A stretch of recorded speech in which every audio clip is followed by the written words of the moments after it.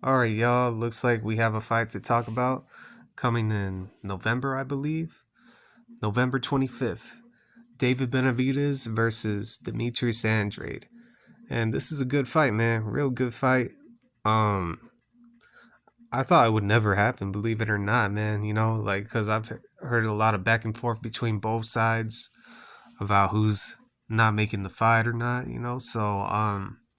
Either ways, we have it here. So we definitely have something coming up in November. And it's been a decent year for boxing. It's a year for boxing that um we were always supposed to have, man. Like it's not a matter of we're lucky or anything like that. This is how boxing is supposed to be every fucking year. Every fucking year. I'm kind of tired of how last year was or the year before that or even 2020, like these fights should have been already going for the past 3 years already, not in the third year of uh the world situation that has been going on. Um either ways, we got this fight going on. um a lot of fans are going for the youth of Benavidez, but a lot of fans are also going for the skill set of Demetrius Andrade. And when I was watching the press conference, I didn't really see anything too much out of character from either guy, because I noticed that Demetrius Andrade, he's always been like a goofy character, kind of funny. It all seems very natural to him based on like how long you've been following him, you know what I mean? And I've been following Benavides for a long time as well. Uh doesn't seem like the guy that gets out of character unless there's the right dance partner that can actually get him animated, like a Caleb Plant or guys like that, that have some sort of like past with him. But other than that, nah, man, I don't really see him out of character in this press conference. So when I'm breaking down the fight, I'm definitely seeing a huge gap, between the age of both of them. And there's an 8-year gap in between them based on what I've seen.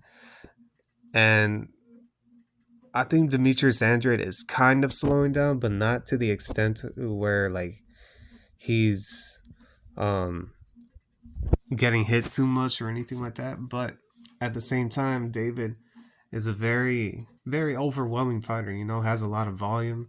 Uh, I don't understand why he didn't use his jab in the Caleb Plant fight, because that would have made things a lot more easier. It wouldn't have made that fight any harder for him. But even though he dominated later on in the fight and had like a couple rounds where he lost, but he mainly dominated the fight, believe it or not. So um, I just never understood why like he didn't use the jab the whole time. I know that's like a pretty couch potato statement for me to say, like, throw your jab, use the jab, man. But David Benavidez does have a great jab, and I think that's going to be a key factor in this fight. So, um, hopefully, he's going to make some adjustments for this fight. But Demetrius Andrade is pretty tricky, man. Like I know not too many fans like Demetrius Andrade, because of how he talks about Canelo and all that. But this is a very tricky fighter, man. I think if he had fought Canelo or any of those guys like Charlos at 154, I think he would have given them a lot of problems. But um, over the years, I mean, I don't know. Like, I think Demetrius Andrade is his competition has been stagnant. Obviously because of the inactivity from the previous promotion that he was with.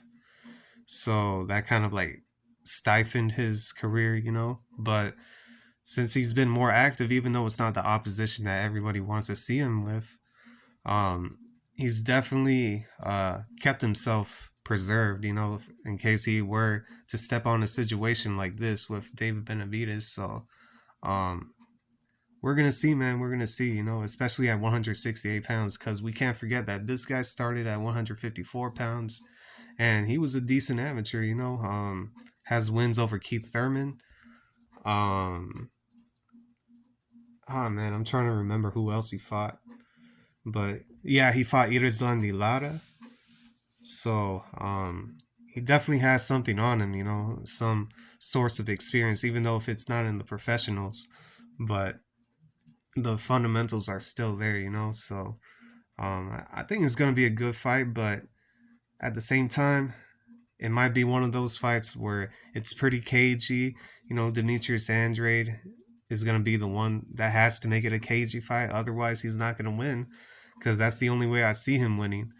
But I don't think David is gonna have a problem with walking through his shots, but there's going to be some shots, or there's going to be some angles that Demetrius Andrade is going to use that can throw off David Benavidez. But I'm not going to give my prediction in this video, because obviously this is the brief outline of it. So yeah, we're going to see, man. We're going to see what happens on November 25th.